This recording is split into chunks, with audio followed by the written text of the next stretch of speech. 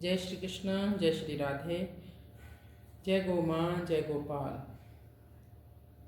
आप सभी हरिभक्तों का स्वागत है श्रीमद् भगवद गीता के इस दिव्य पाठ में। हम श्रीमद् भगवद गीता का पाठ सकल गौवंश की रक्षा और मानवता की रक्षा के लिए संकल्पबद्ध होकर करेंगे, क्योंकि गौ माता है तो ये हमारी सृष्टि है, हमारी पृथ्वी है, हमारी प्रकृति है।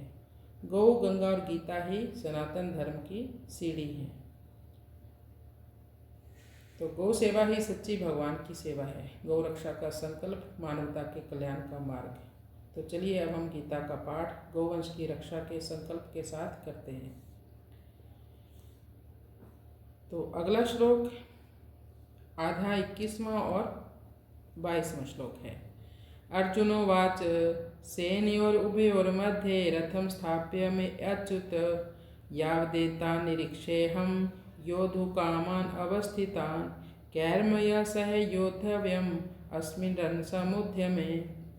अर्जुनोवाच सेनयोरुभयोर्मध्ये रथं स्थाप्य मे अच्युत यावदेतान् निरीक्षेऽहं योद्धुकामान् अवस्थितान् कैर्मया सह योद्धव्यम् अस्मिन् रणसमुद्यमे। अच्युत सेनयोर्भयोर्मध्ये मध्य रथम स्थाप्य, दोनों सेनाएं जहाँ युद्ध करने के लिए एक दूसरे के सामने खड़ी थी, वहाँ उन दोनों सेनाओं में इतनी दूरी थी कि एक सेना दूसरी सेना पर बाण आदि मार सके। उन ऐसे मध्य भाग में रथ खड़ा करने के लिए अर्जुन भगवान से कहते हैं, जिससे दोनों सेनाओं को आसानी से देखा जा सके। सेनयोर उभयोर मध्य, ये पद गीता में 3 बार आया है। इसी अध्याय के 24वें श्लोक में और दूसरे अध्याय के 10वें श्लोक में 3 बार आने का तात्पर्य है कि पहले अर्जुन शूरवीरता के साथ अपने रथ को दोनों सेनाओं के बीच में खड़ा करने की आज्ञा देते हैं। पहले अध्याय का ये 21वां श्लोक है। फिर भगवान दोनों सेनाओं के बीच में रथ को खड़ा करके कुरुवंशियों को देखने के लिए कहते हैं। ये पहले अध्याय का 24वां श्लोक है। और अंत में दोनों सेनाओं के बीच में ही विषाद मगन अर्जुन को गीता का उपदेश देते हैं भगवान श्री कृष्ण।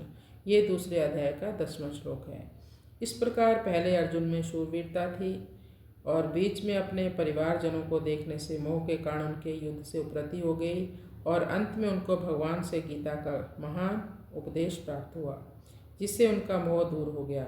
इससे यह भाव निकलता है कि मनुष्य जहाँ कहीं और जिस किसी परिस्थिति में स्थित है, वहीं रहकर वह प्राप्त परिस्थिति का सदुपयोग करके निष्काम हो सकता है और वहीं उसको परमात्मा की प्राप्ति हो सकती है। कारण कि परमात्मा संपूर्ण परिस्थितियों में सदा एक रूप रहते हैं, उनमें कोई भी परिवर्तन नहीं होता।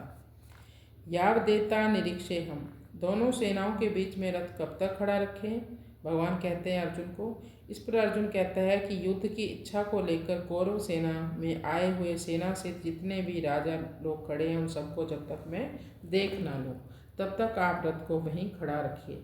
इस युद्ध के उद्योग में मुझे किन किन के साथ युद्ध करना है, उनमें कौन मेरे समान बल वाले हैं, कौन मेरे से कम बल वाले हैं और कौन मेरे से अधिक बल वाले हैं, उन सबको मैं जरा देख तो लूँ।